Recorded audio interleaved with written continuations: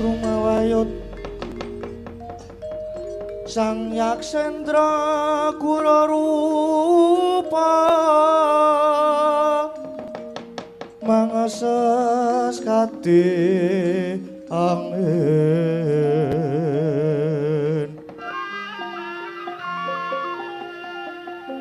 Obro prabanya kang su mirat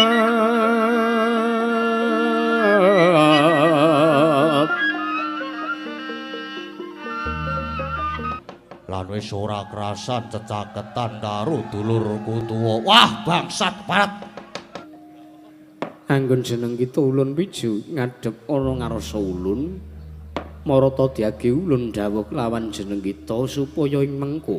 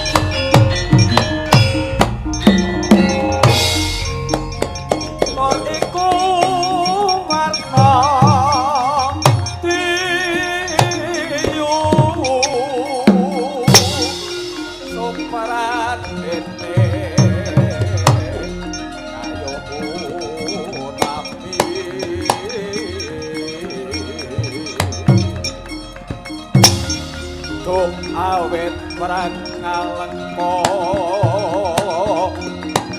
kenya darbe ato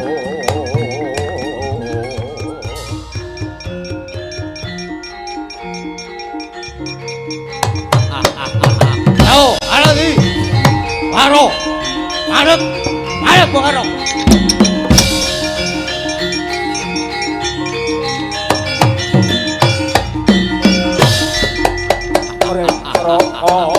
Ayo, aduk kasamuka pake kowe kantor yakti bebungso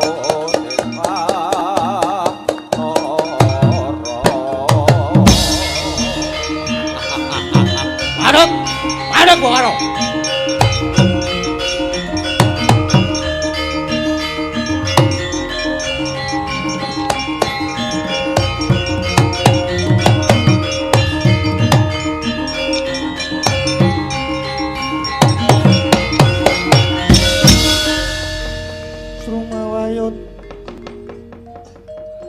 Sang Yaksendra Kura Rupa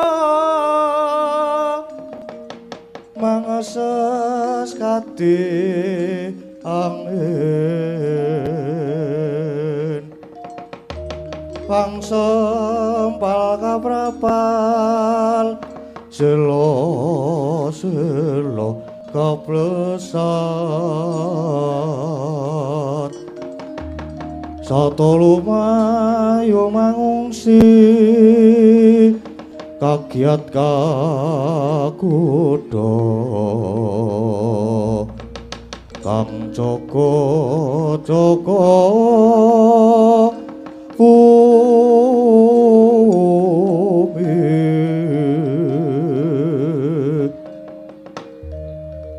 Estu ngara jagat manik raja daku ya bandaku ya donyaku ya alam gede. Hei karo kowe kok lontang lalu kowe wong ora dunung kowe kok sajak bingung ki arep menyang ndi ladalah Kakang Rahwana aku wis ora krasan maparno ing kene lan wis ora krasan cecaketan karo dulurku tuwa. Wah bangsat barat waton mengo kowe iki goblok karo tak andani. Monggo ning kene iki malah sing tak rasa papan sing kepenak mapan ing kasuwargan jati. Iki papan langgeng lan papan nikmatmu pangat kowe rak sing mbok rasake. Ning nyatane aku ning kene isih bisa jumeneng nata. Nayaka lan pengambating praja ning kene jangkep. Ya ning kene iki papan swarga tundha sanga ngono goblok. Buta pengung. Kakang kowe ora bakal mlebu swarga. Oh Kakang iki dudu swarga nanging coba sawangen. Yen sejatine kowe menja ning kayu watu saben malam Jumat kliwon lan malam Selasa kliwon dikutuki wong sing do arep golek pesugihan. Mula yen ngene iki carane aku ora bakal bisa tentrem mapan ana ing kene. Merga sejatine iki mapan ing jagat peteng Kakang. Kowe ngucap ngono sing mbok nggo dasar apa? Sing mbok nggo dasar apa? Kakang, biyen matiku ndepani musuh merga mbelani bumi utah getihku ya negara Ngalengka diraja. Mongko jarene aku iki sinebut senopati kang labuh marang bangsa. Cinathet ana dranjang kencana asmane Harya Kumbakarna. Nanging tinemune jebul aku isih kecipratan lerah letuh. Merga saka dosa kang mbok sandhang iki Kakang. Tutukna nggonmu golek titis sing Sriwidawati lan sing gedhe pangapuramu. Yen aku wis ora iso awur karo kowe Kakang, aku trima lunga saka papan kene. Blerat kowe arep minggat to kono, Drun. Oh! Wah, bangsat elek. Bes anak.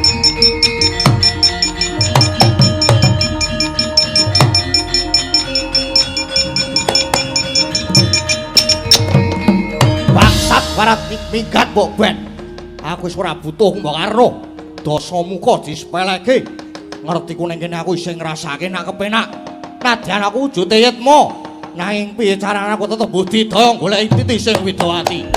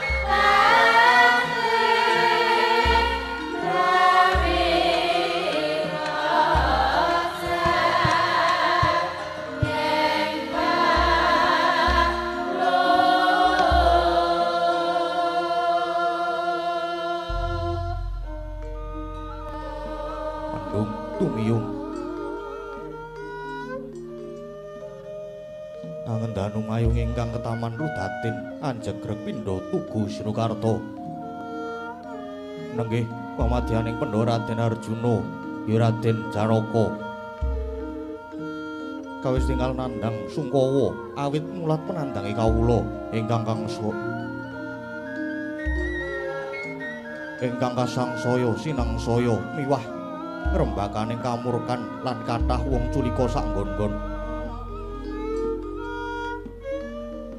Ngantos wong cilik sesak-sesek sesungguhan karonta-ronta katula-tula bebasan kesrimpung dandung ora ketulung.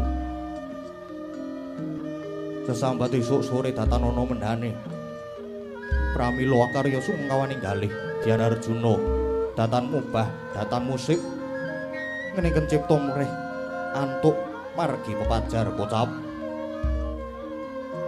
Sang Wawong Agung Kyai Lurah Semarga merpake unggihaning Sang Abagus.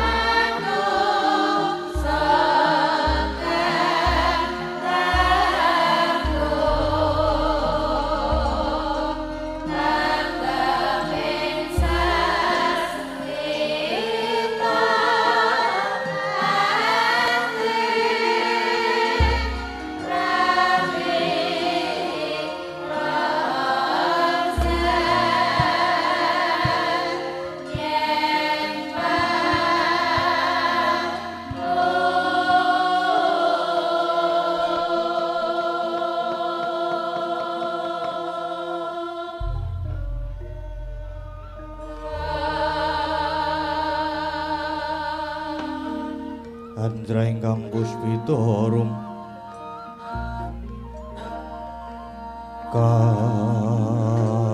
kasiring samirana mrih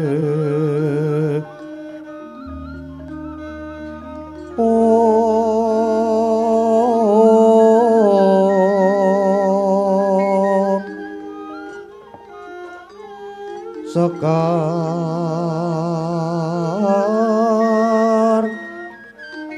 kaduk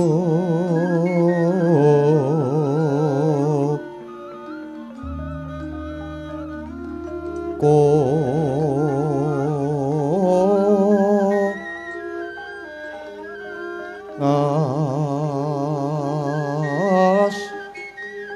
kandanyo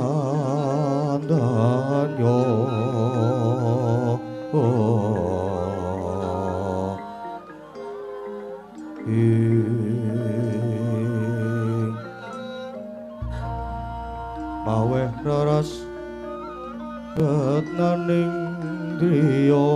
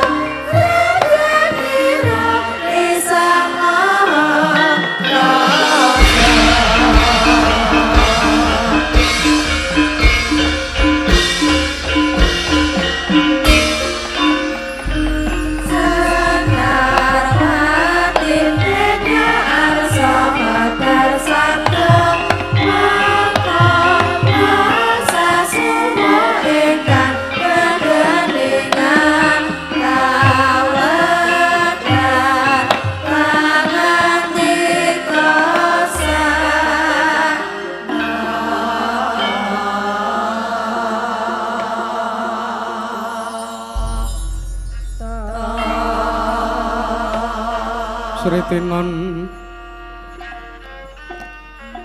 ning pasewakan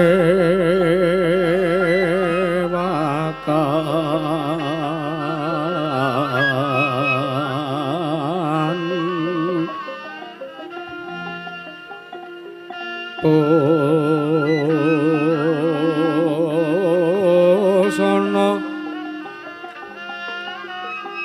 maneka warna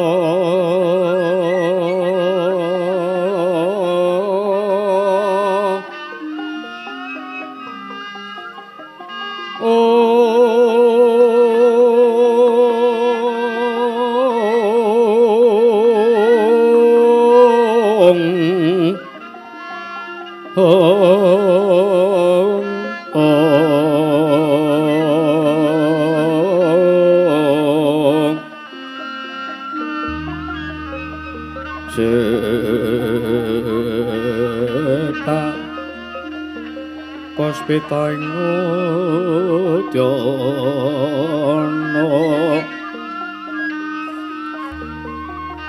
menyang manjra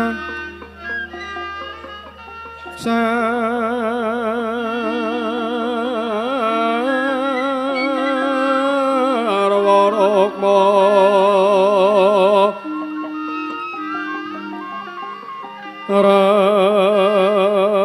ranggeng manik nara narawata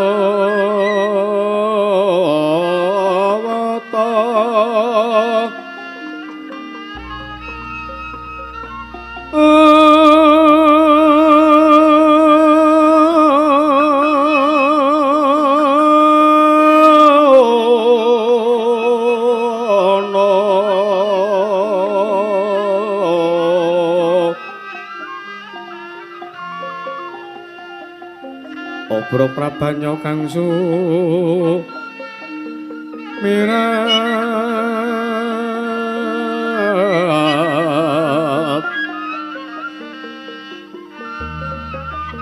kenyaring beca leliwaran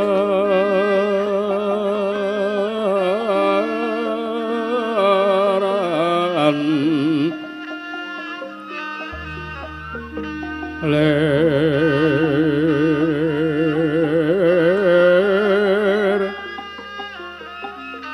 ki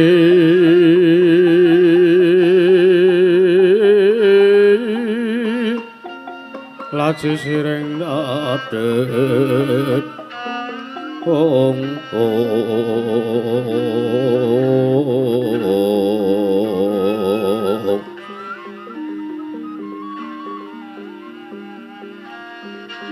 wimbo kekandha mrek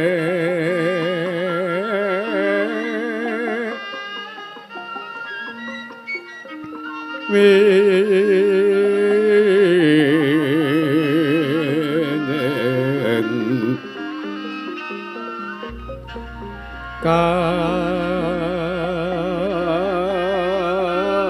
katupeng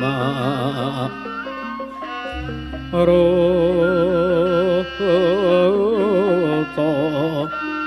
mandong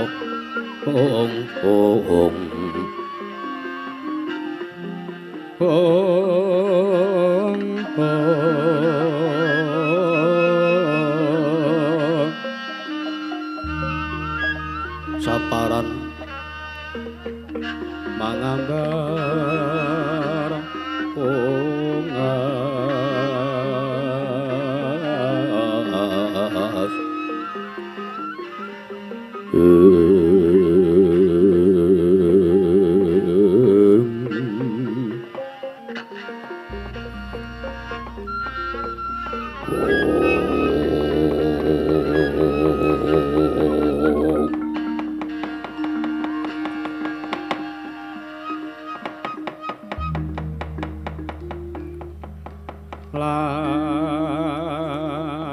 lamun sira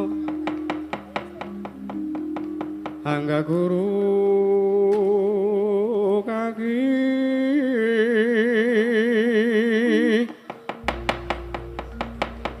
pamilya manungsa kang nyata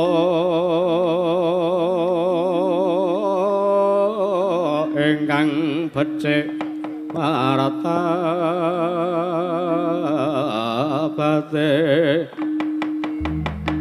sarta kawruh mring hukum kang ngibadah lan ngirangi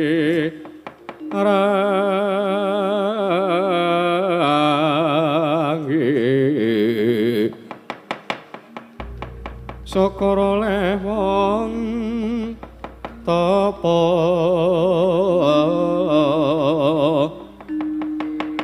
ingkang wis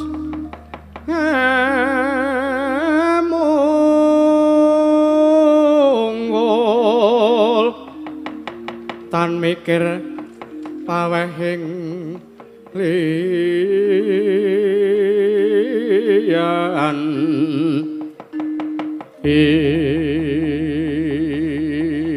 iku pantes Guranana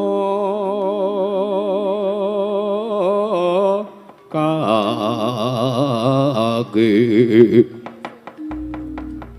sartane kawruhana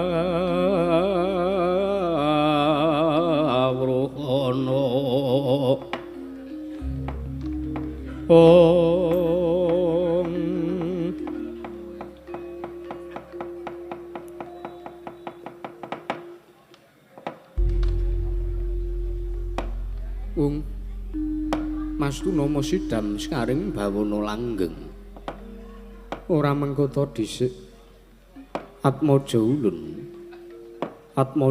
ing kayiwangan Indraloka Surapati ya Bathara Indra anggon jeneng kita Ulun Piju ngadhep ana ngarsa ulun marata diage ulun dawuh lawan jeneng kita supaya ing mengko diage satata jeneng kita ngadhep ana ngarsa ulun Bathara Indra ya Surapati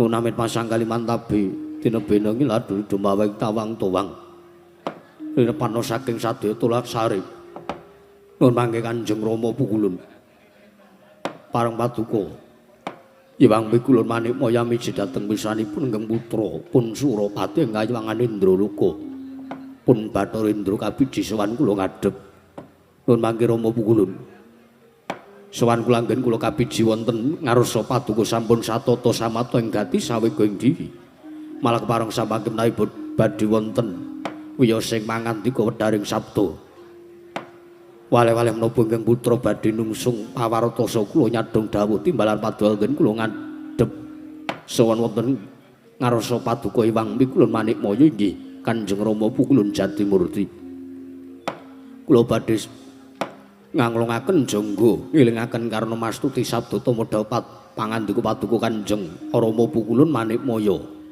Iwang Mikulun Jatimurti kawula nuwun inggih iya marandene jeneng kita ulun piji ngadhep ulun jaluk ing mengko jeneng ulun bakal paring pangestu marang jeneng kita marata diage aturna sembah bekti ana ngarsa ulun menapa ingkang sampun paduka doaken tartantu kula mboten badhe suwala namung sinaosa duna dungkap anggen kula arsa matur wonten ngarsa paduka Kanjeng Rama pukulun Manik Maya kula ngaturaken sembah sungkem pangabekti kula kunjuk sandhaping padha paduka Iwang Mikulun Manik Maya Kanjeng Rama pukulun Yaya Indra Bathara Surapati ulun tampa mboya liwat pangestu ulun tampanana sampun sanget anggen kawula pundi mboya liwat padha tatanan barisaning para wadyabala nggih padha gantung seba aja nganti nggih padha saur manuk jeneng ulun nedya mbabarake wigatining Arpat Agung Sangya para Durandara